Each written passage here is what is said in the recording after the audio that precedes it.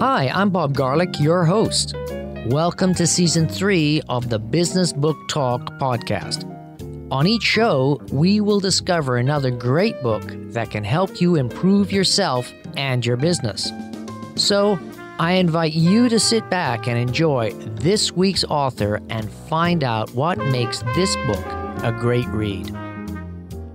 Hi everybody, it's Bob again, and today I've got In Business and Battle, Strategic Leadership in the Civilian and Military Spheres. And I've got both authors online. Well, actually, there's three. I've got two of the three. I've got Nicholas and I've got David. Nicholas Veal and David Ellery. Guys, before we get into this, I'd just like to ask, what have you been doing recently?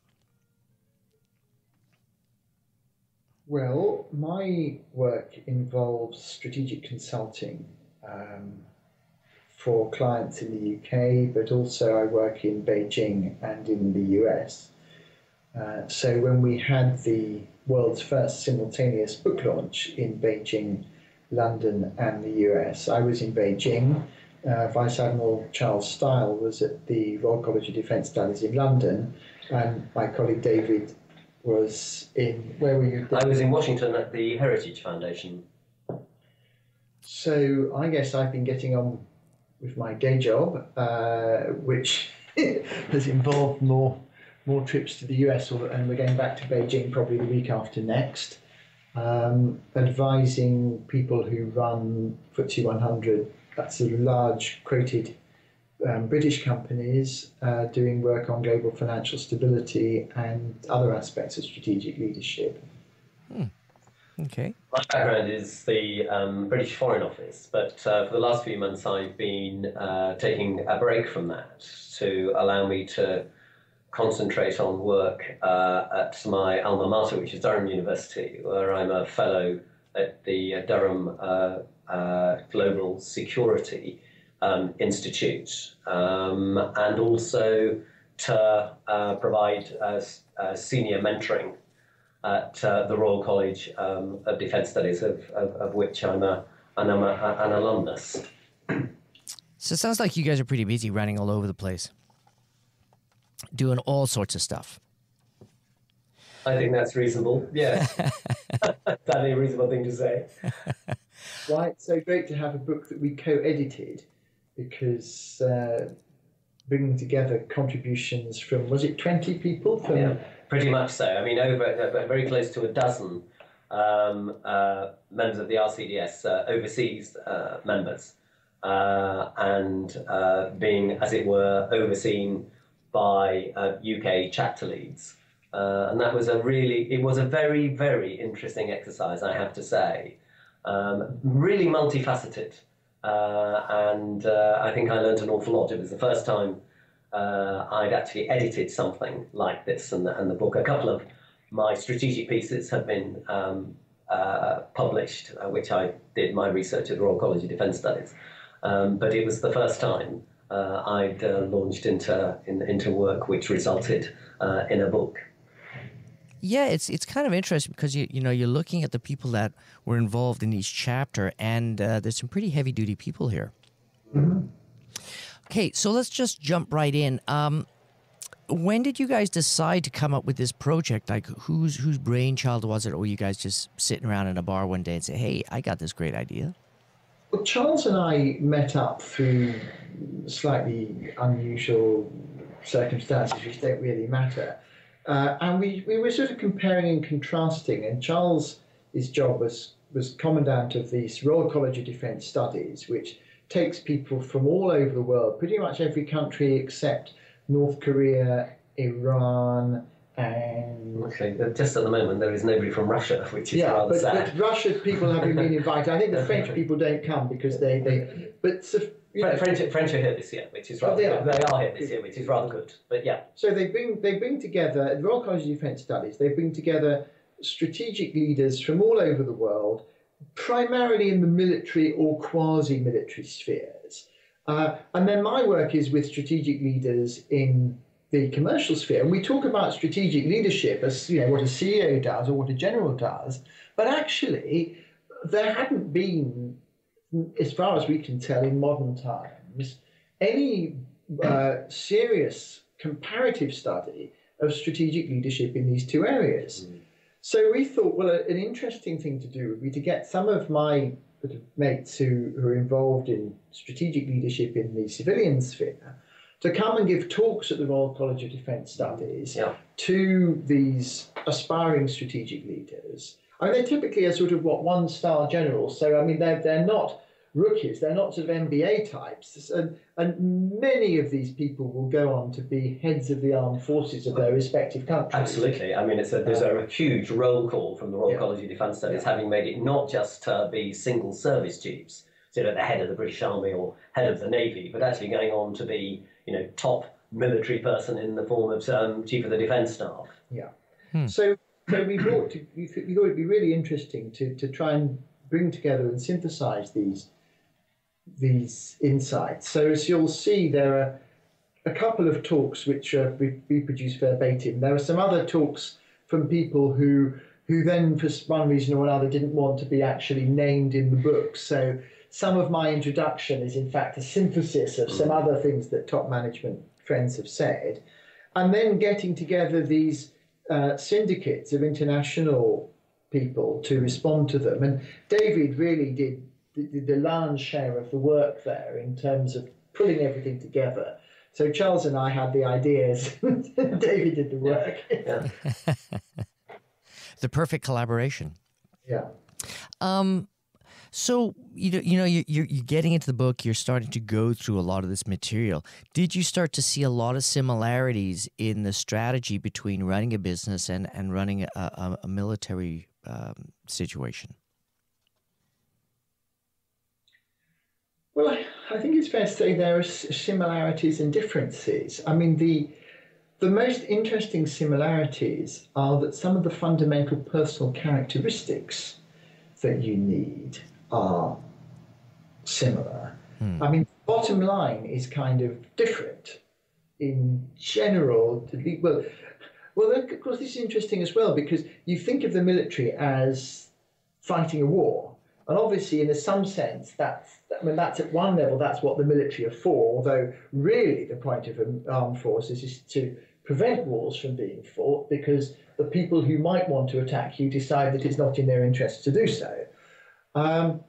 And when you're fighting a war, then on the whole, your bottom line is more to do with casualties than it is with money.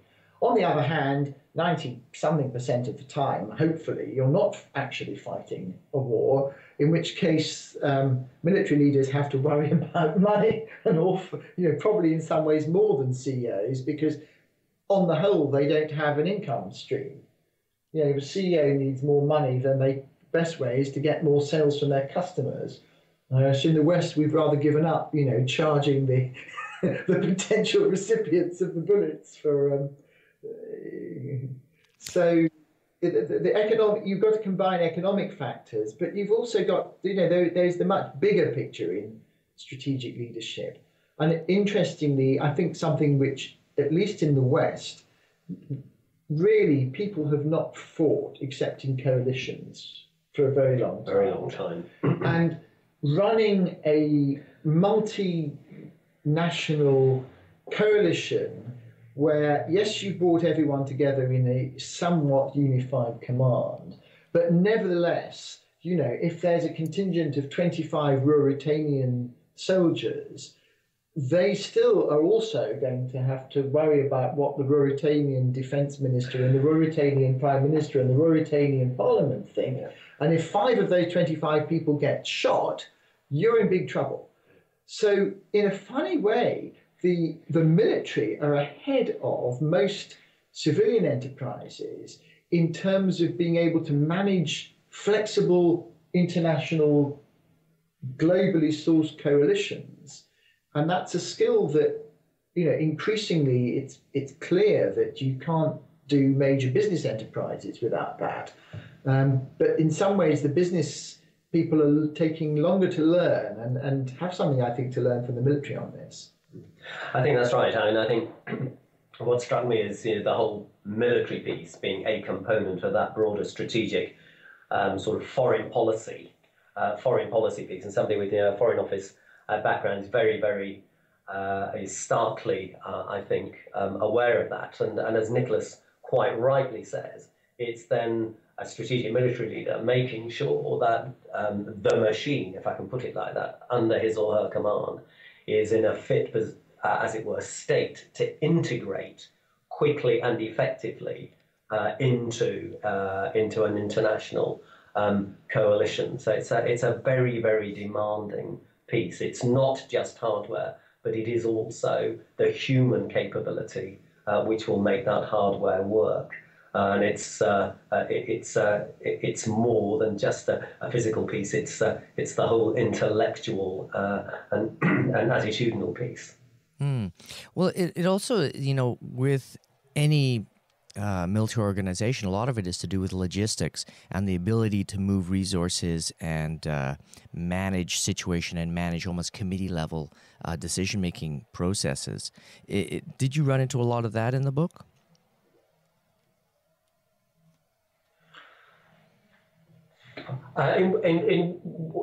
Do you mean, did we have our, as a military colleagues looking to bring that out, or are you actually talking about the way in which, as it were, we pulled the book together? Well, more of that from your learning from the book, because you've got, like in, let's say, chapter 8, you've got development of the talent. That's where you're talking about obviously development of stuff. Did you find there was an underlying understanding that, okay, when we're in a conflict, things shift and we're utilizing these resources, but a lot of time you're not in a conflict situation. You're in a management of existing materials and the management of training and all that type of stuff. Do they talk a lot about those logistics, or was it more purely strategic thinking and less in the I think it's. I have to say, I think it's really the latter. As I said earlier, I mean, it's the challenge to the strategic. If we say the strategic military leader, it's ensuring that he or she has available for their command a capability which will allow them to effect a policy which is, as it were, given to them from the political masters. But then alongside that was the personal talent in being able, to inspire, and their own leadership, being able to articulate a vision and to generate trust, and so and have people, as it were, being prepared to follow them. Yeah. Well, that does make a lot of sense. I think the average person or businessman don't really think of their enterprise as in comparison of a military organization. But, once you've gone through this book, there are so many parallels that it says, wow, actually, this is very similar. So it's, that famous saying, all's fair in love and war. So it's all's fair in love and war in business. The structure of the book, if I had the book, how should I approach it? Should I read it from end to end, or is it something I can jump in and say, oh, this chapter 1 looks interesting, and then jump to chapter 8? Or would I get more out of the book if I've just went from page 1 all the way through to the end? Well, it's kind of short.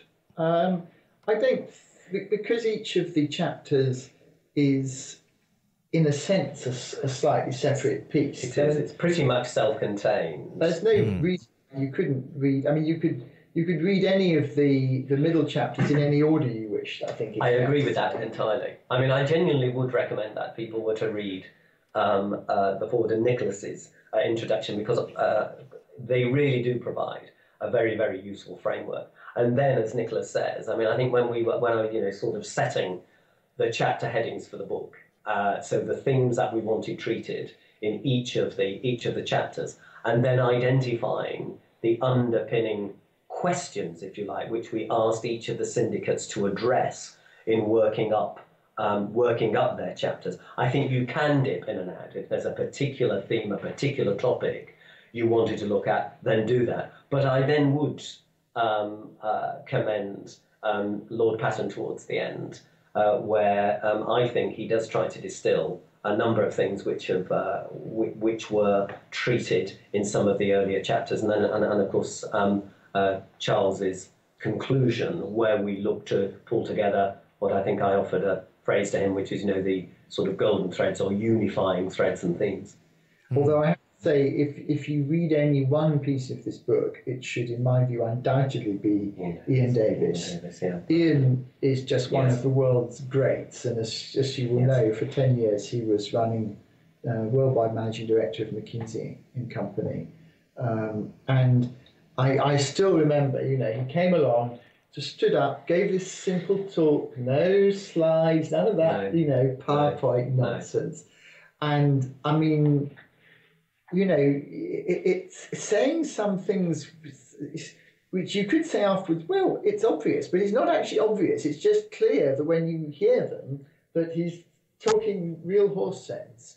And I mean, we were obviously extremely privileged to get him involved. And I think he's been back and given a couple He has, and I spoke to him just a few months ago, quite frankly, and he was really pleased. And I think what's good for Nicholas and for me as editors is that he was genuinely pleased with that chapter and had read it, you know, just before he addressed our CDS a few months ago, and said, I wouldn't want to change any of it.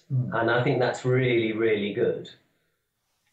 I was, you know, there's a question I always ask all the people involved with books, is what was your aha moment? And that sounds to me like your aha moment. Was that your aha moment for both of you, or was there a part of the book that when you were putting it together and editing it, you say, wow, yes, I kind of knew that, but this has really crystallized it for me?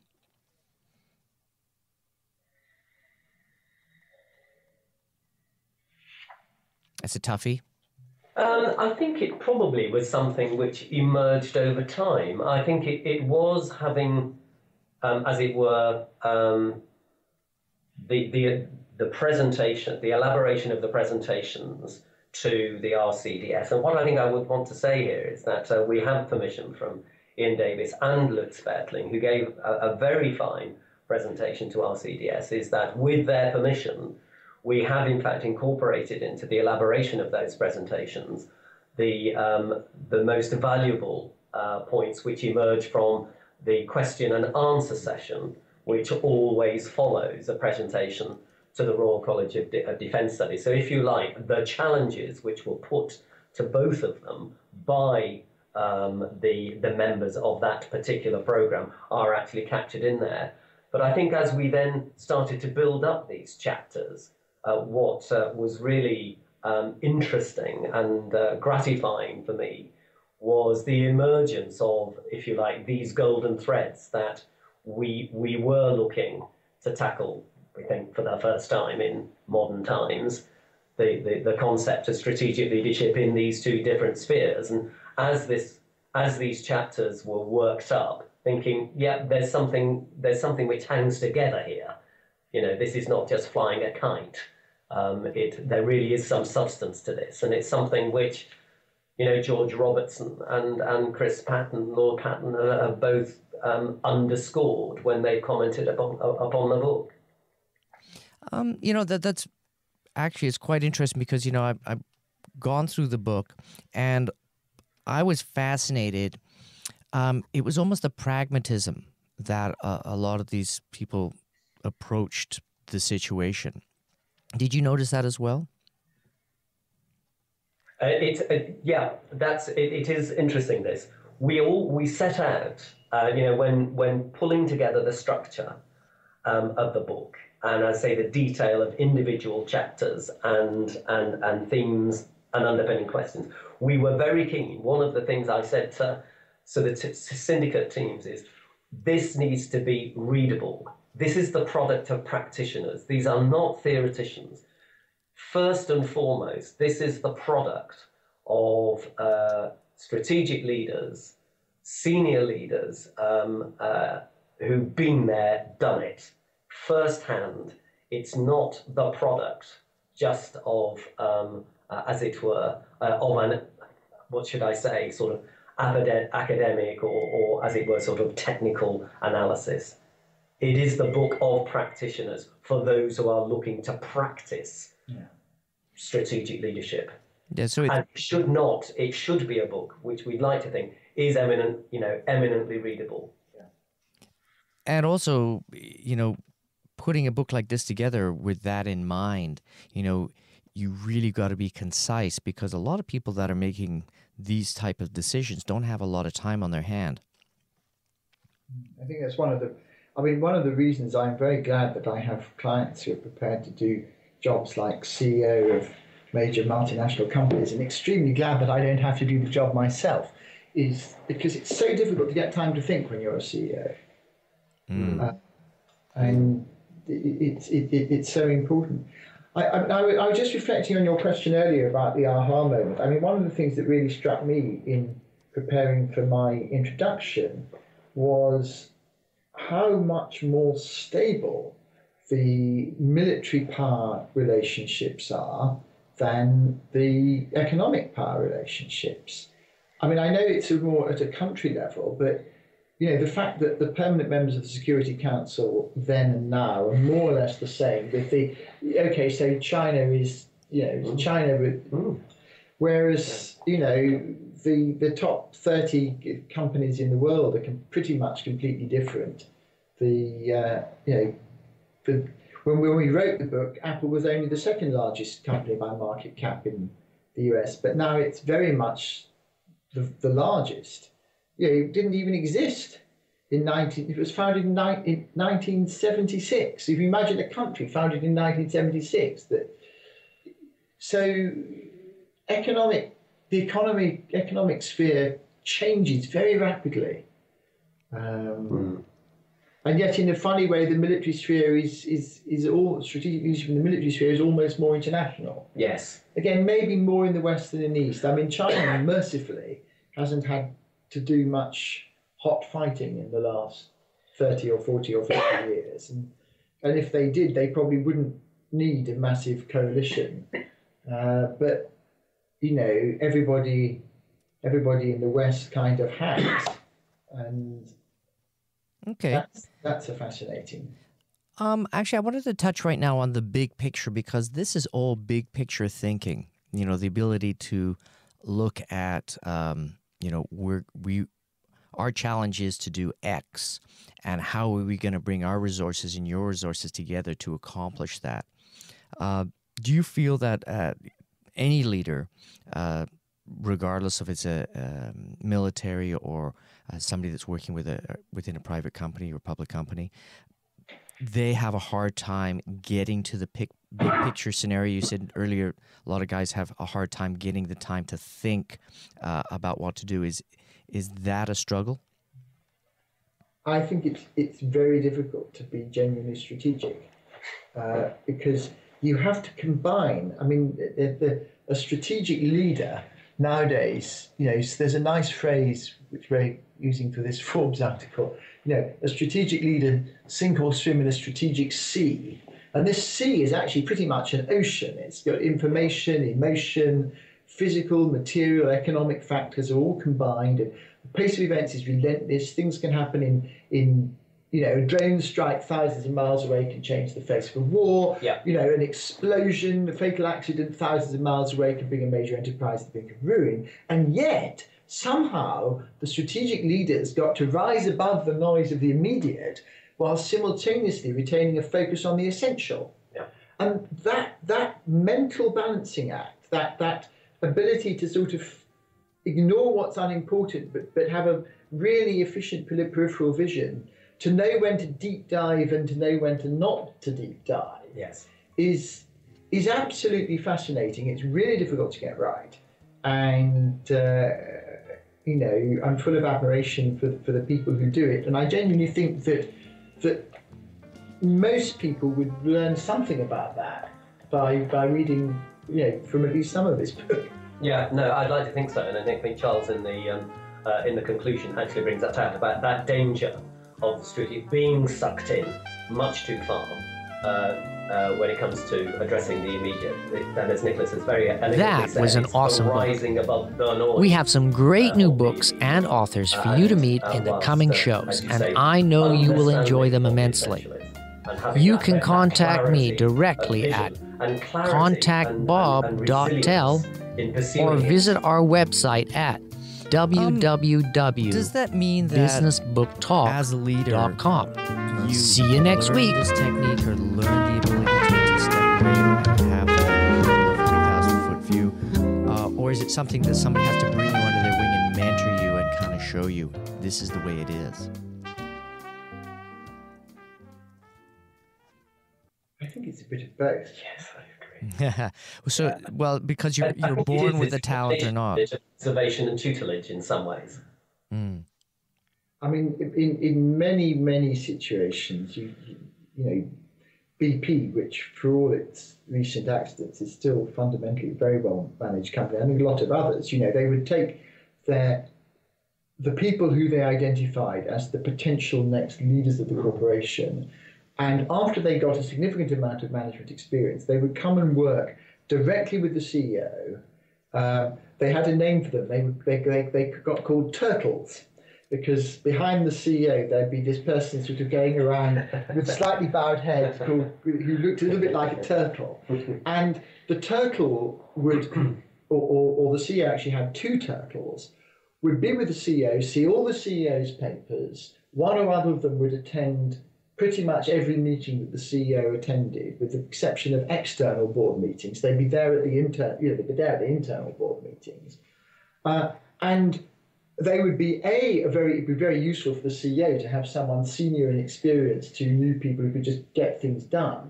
But B, it meant that when that person had finished their 2 or 3 years as a turtle, and they then got given a job typically 2 levels below the CEO, but they had got a breadth of vision of the whole organization. They'd seen the CEO in action. They understood so many of the pressures that they were under. They had a sense of the big strategic picture. Now, of course, in the military sphere, these people are called ADCs, aren't they? Yeah.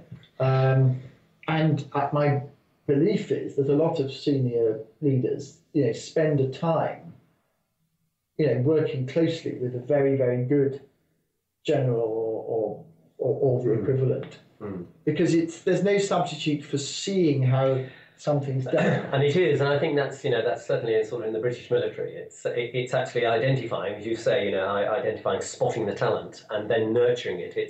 It's where you can, identifying as early as you can people who you feel are displaying at that time, if not the qualities required, but the potential to acquire and develop the qualities which will be required as a strategic leader, and then giving them, as it were, the experience to nurture those things. And that's why quite often people who make it to the top within the British military will have served as part of the private office of, say, single service chiefs or the chief of the defence staff, because they will have seen, heard, tasted at first hand how the single service chief of the day or the chief of the defence staff of the day has responded to a particular challenge or set of challenges.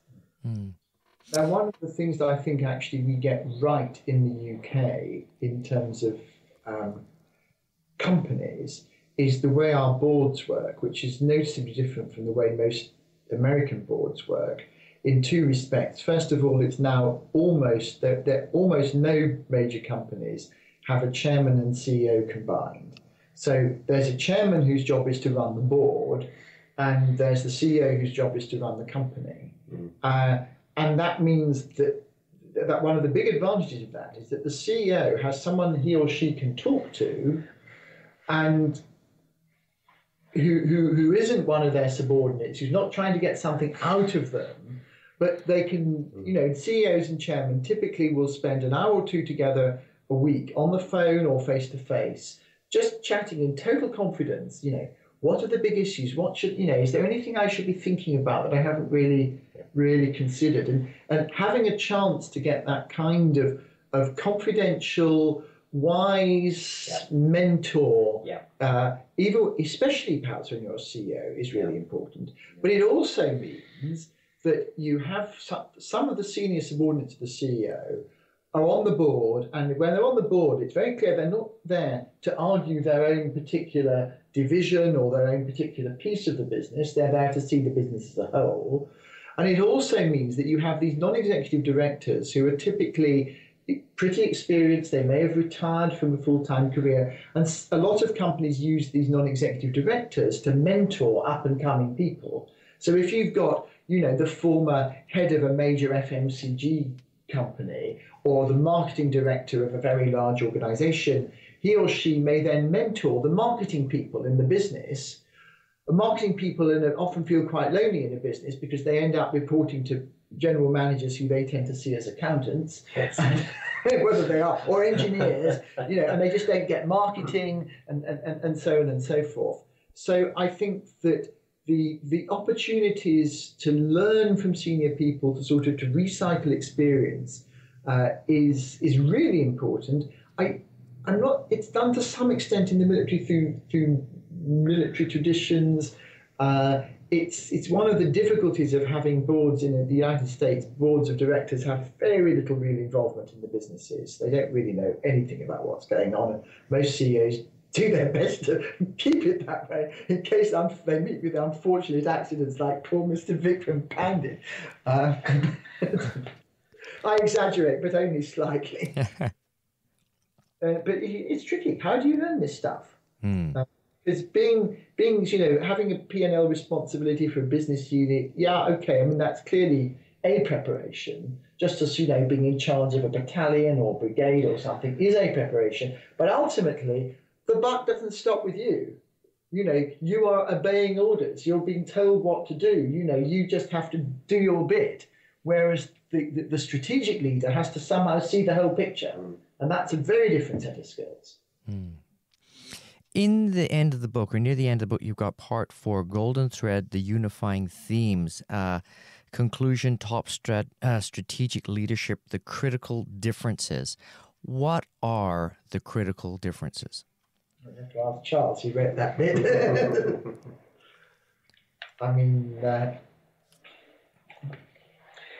It is a whole range of things. I would suggest. This. We're just we talked about the global piece. Sorry, we're just having a quick squint. No, go. It's okay. Yeah, go for it. There we are. The whole business of the ability to inspire management teams or those more junior officers. There's a whole business of courage, holding to a strategic vision and objective, even when the going gets really, really tough. The focus on that which is essential, and the ability to, as it were, to know the difference between what's important and what you can simply ignore, if you like, and be able to respond promptly and effectively to the unpredictable. Yeah. That's just a few of the things I would suggest. You know what? The more we talk about the book, the more I can see the value of any business person actually picking up and reading it. And I think probably one of the biggest lessons is decide what you're going to do and then do it, and don't change your mind a couple of months in or even a couple of years in, because you're never going to get anywhere. Yeah, it's a tricky one, that. There's this famous English irregular verb. Yeah. I am strong-minded, you are obstinate, and he is a pig-headed fool. And you do find, in smaller businesses, venture capitalists famously invest in teams, not business plans. And in some cases, VCs will say, you know what, you guys, your business plan sucks and is hopeless. I wouldn't put a red cent in it, but you guys are very good. Here's some money. Go away and figure out a business plan that will work, and then I'll give you some more. Now that's fine in a small for a small organisation. In a larger one, I mean, you have to be able to turn on something on a dime when necessary. You know, Bill Gates was famously blindsided by the internet until almost the last minute. If he'd waited a year longer to turn the organisation on a dime, you know, Microsoft would have been in enormous big trouble. But he got it, and he turned the organisation on a dime, and you know, Microsoft has, to say the least, you know, lived to fight another day. Again, Steve Jobs, you know, made big changes to the direction of Apple when he came back, and sort of brought it back from bankruptcy to he's currently the world's most valuable business. So it's a funny mixture. You've got to be true to your strategic vision. You mustn't be, you know, knocked off course by unnecessary events, but sometimes you also need to adapt the vision in really interesting ways. And I guess that's one of the hardest things to do, and one of the real marks of a great strategic leader. In business, of course, sometimes people triumph against the odds just like that. You know, they bet the farm on something which was very unlikely to succeed, and it happened to succeed, and everyone says they're a genius. And then the 99 other people who'd made similar decisions and their businesses went bust, well, they were all fools. Well, maybe they weren't. Maybe no one was a genius or a fool. Maybe it was just luck. And one mustn't underestimate the importance of luck in either business or battle. Who was it? It was Napoleon who said he preferred to have a lucky general. Correct. Wellington. Yes, that's right, Napoleon. But nevertheless, you know, as you say, strategic focus is really important as well, and you've got to somehow get the balance between them. And I think Nicholas is right there. I mean, it's the ability, isn't it, to be able to discriminate between buffeting, if you like, and a change in the fundamentals. And I think if there has been that change in fundamentals, then it's up to the strategic leader to say, well, I think we might need to calibrate the vision. Yeah. But it's not doing it, as it were, willy-nilly. It really has to be very, very well founded. And the other point, forgive me, which I really would like to reinforce, I think Nicholas brought out very, very well and succinctly there, was the strategic leadership really does understand the central importance of the individual, the human. It's not the business plan. It's actually realizing, it might sound a little bit trite now and all of that to say, you know, that it's the individual member of the workforce or the team, but it is absolutely true. That's where the strength comes, is by being able to harness and inspire that capability, the capability in the form of, you know, people whom you are looking to lead, and get them to sign up to your vision, what you are seeking to achieve, and to be able to generate a very clear and resilient trust on their part in you as that strategic leader. Guys, Nicholas and David, fantastic book. You know, I'm exposed to many, many, many business books, and this is probably the first one that's come out with this angle. I think it's amazing. In Business and Battle, highly recommend it. Is there somewhere that people can go if they want to get even more information, or is this a standalone? I mean, do you have a website that supports it? There is a website, yes. It's not doesn't have an enormous amount of content, but there is some quite interesting stuff, and well, hey, go buy the book. It's short and relatively inexpensive. Yeah, exactly. It's basically about 130, 140 pages. Let me see, 142 pages, including a very extensive index, which I find very, very handy too. A lot of books don't put a lot of time and effort into their index. What's the address for the website? In businessandbattle.com. Oh, nice. Gentlemen.